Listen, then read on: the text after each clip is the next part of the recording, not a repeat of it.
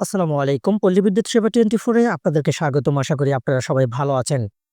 এই যে দেখতে পাচ্ছেন এখানে যে ট্রান্সফরমারটি নষ্ট হয়েছে, মূলত এই ট্রান্সফরমারের যে এইচটি বুশিং রয়েছে, এই এইচটি বুশিংটা এমনভাবে ক্র্যাক করছে যেটা আসলে অভাবনীয়, অকল্পনীয়।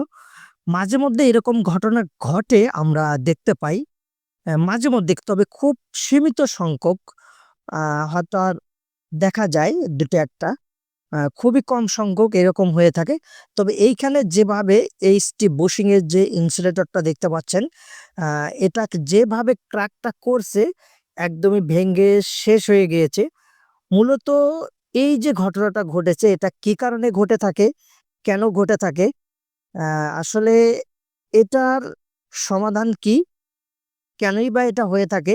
সিনিয়র পারসন যারা রয়েছেন যাদের দীর্ঘদিনের কাজের অভিজ্ঞতা, বিশেষ করে ওয়ার্কশপে যে সকল আমাদের টেকনিশিয়ান ভাই বা সিনিয়র বড় ভাই যারা ওয়ার্কশপে কাজ করেন মূলত তারা এটার আ সমাধান বা এটা কেন হয়ে থাকে বলতে পারবেন। আশা করি আপনারা অবশ্যই কমেন্ট করে জানাবেন এটা কেন হয়ে থাকে, কি কারণে হয়ে থাকে? এটা থেকে পরিত্রাণের উপায় কি? কিভাবে এটা নিরসন করা যায়? এইরকম ঘটনা যাতে না ঘটে সেখান থেকে কিভাবে বের হয়ে আসা যায়? সমাধান কিভাবে করা যায়? সেই বিষয়ে অবশ্যই একটু কমেন্টে গুরুত্বপূর্ণ মতামত দিয়ে যাবেন। ধন্যবাদ। আসসালামু আলাইকুম।